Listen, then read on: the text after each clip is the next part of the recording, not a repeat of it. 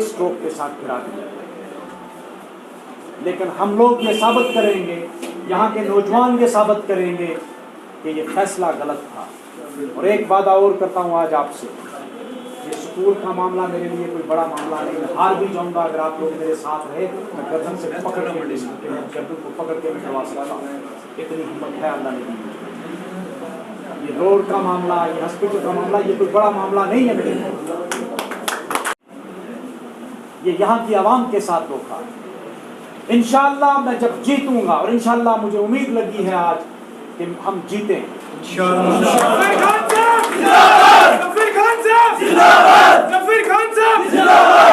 मैं आप नौजवानों को आकर पूछूंगा कि मुझे क्या करना है, आप बताओ। मैं आपसे सलाह लूंगा, आपसे मशवरा लूंगा। अगर आप कहेंगे कि भाई हम अपनी पार्टी बनाएंगे, हम रजौरी पुंछ के लोगों की अलग पार्टी बनाएंगे, हम हुकूमत में की प्लेयर होंगे, अल्लाह ने चाहा तो मुझे बहुत पढ़े लिखे लोगों ने पुंछ के भी और रजौरी के भी उन्होंने फ़ोन करके मुबारकें दी। कहा भाई आप एक हमारा फेस बन सकते हो रजौरी पुंछ का, और पहचान बन सकते हो। हम क्यों जाकर भीख मांगते हैं लोगों की मैंडेटों का, हम खुद क्यों नहीं मैंडेट यहाँ लोग मुझे पहली बार ये एहसास हुआ जब मैंडेट नहीं मिला मुझे, जब मेरी सीट दे दी उन्होंने कांग्रेस को, और जिस किस्म का जज्बा और प्यार और मोहब्बत लोगों की में, मुझे शायद ये चीज़ एहसास नहीं होती अगर मुझे मैंडेट मिलता। आज मुझे एहसास हुआ कि आप लोगों के दिलों में कितनी तकलीफ हुई मेरी वजह से। मुझे उस चीज़ का अफसोस है। ज़फ़र खान साहब जिंदाबाद, ज़फ़र खान साहब जिंदाबाद, ज़फ़र खान साहब जिंदाबाद। बहुत दुखी हुए, आपको बहुत फील हुआ, बहुत लोग फ़ोन पर रोए मेरे साथ कि भाई ये बहुत बड़ी ज़्यादती है। ये बाग मैंने कैसे सींचा, जब शमीम मुगल साहब को पूछ लो यहाँ बैठे हैं, जब 2019 में मैंने फरवरी में रिज़ाइन किया, मार्च में मेरा एक्सेप्ट हुआ, एक फ़ोन कॉल पे, मैं दिल्ली में था, एक फ़ोन कॉल की, मुझे कहा रिज़ाइन दे दो, इलेक्शन आ गया है, मई में इलेक्शन है और आपका रिज़ाइन एक्सेप्ट होने के लिए 3 महीने लगते हैं, हमें प्रॉब्लम आएगी बाद में। मैंने रिज़ाइन दिया, मैंने एक एक ईंट जोड़कर नेशनल कॉन्फ्रेंस की एक इमारत तैयार की, और उसी नेशनल कॉन्फ्रेंस में उस इमारत को एक झटके से ज़मीन पोस कर मैंने मेहनत करके यहाँ 2014 में हमारे कैंडिडेट ने 4000 वोट लिया, 43 वोट, इतनी बड़ी पार्टी। वहाँ से मैंने एक एक ईंट को जोड़कर मैंने एक इमारत तैयार की थी।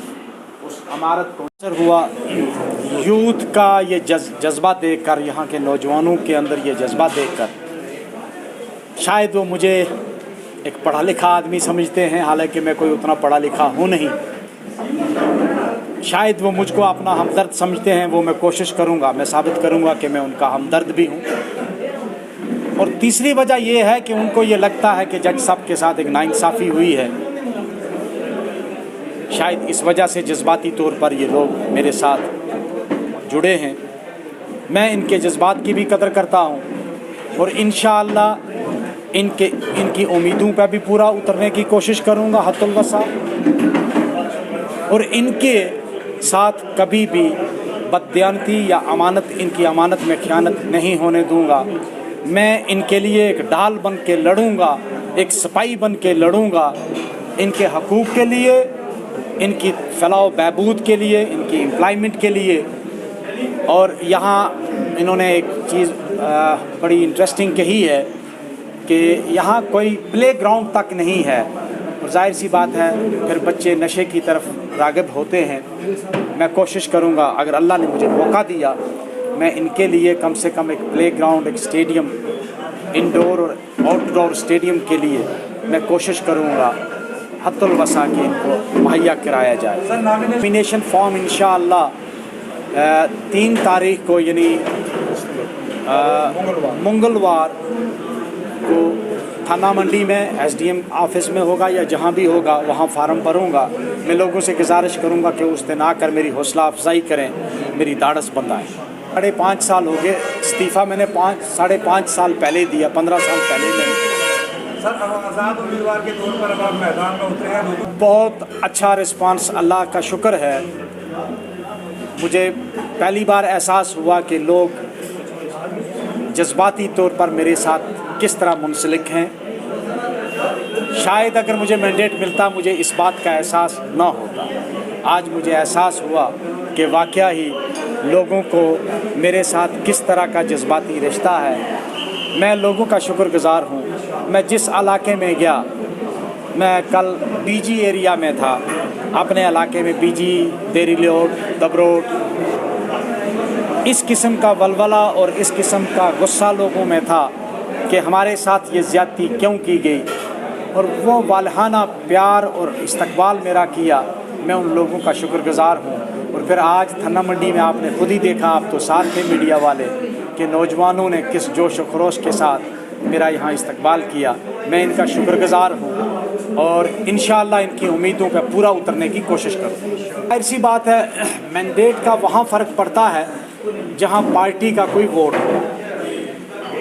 यहाँ हमारे थन्ना मंडी कंस्टिट्यूंसी में पार्टी का कोई बहुत बड़ा वोट था नहीं, बल्कि पार्टी तो मैंने ही रिवाइव किया उसको।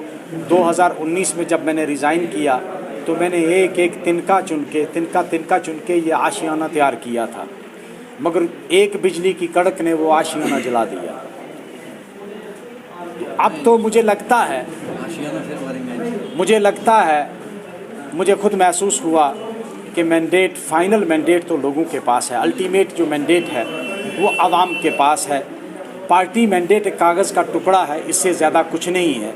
असल मैंडेट तो वो है जो लोग देते हैं।